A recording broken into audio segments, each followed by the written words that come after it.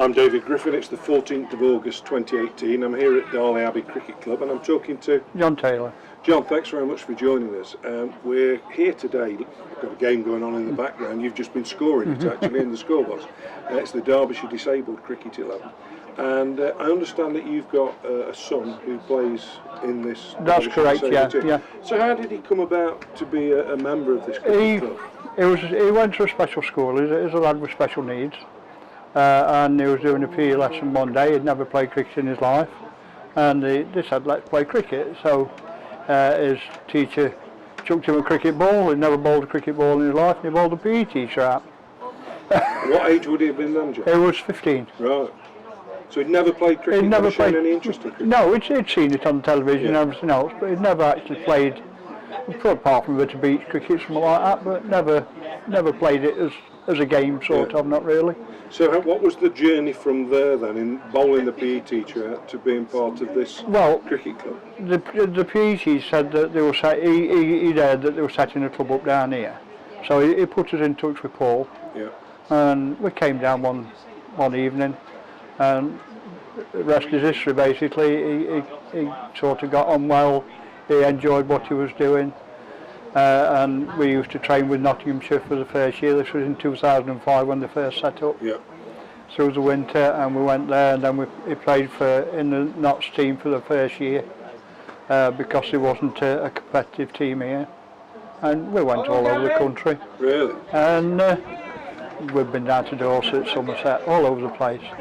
And then the second year they set the team up here, so we carried on from there and played for Derbyshire from then on in. And is he a bowler still? He's still a bowler, yes.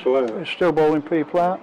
He plays for CFPD England now, that's the Cricket Federation for People with Disabilities. Right. It was down at Newport about 4 weeks ago, got his best bowling figures he's ever done. Really? Yeah. So what would, in terms of the cricket that he's been able to play, would he have been able to compete at an able-bodied level, if that's He does. Does he? He does now, yeah. Right. He plays for Matlock Town, yeah. Right. He plays in their second 11. Yeah. Really? Yeah.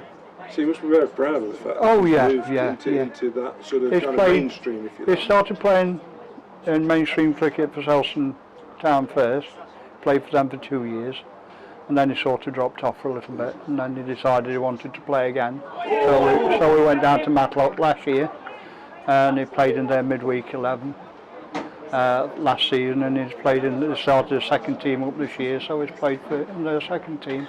Just a bit more about this development 11 he's played for. How did he get selected for that? This England, did you say? Yeah, English. Yeah, the cricket. How did he get selected for that? Basically, one of the coaches from one of the county saw him playing and invited him to play, just to go down to go down was at Old Trafford. Really? Yeah, and we went up one Sunday at Old Trafford for this Midlands game. It was for a Midlands team.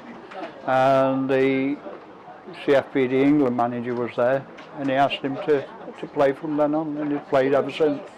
And is there any possibility that the next step, we're becoming an England player, is we're open, but, really? But whether he will or not is but that would be a huge wouldn't it just, yeah. We'd all like one of that, yeah. He was playing at Lords just over a month ago. Really? Was that as part of the The development? CFPT, yeah. So who do they play against then?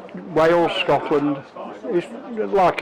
It's made up of the various disability teams that play within the disability leagues.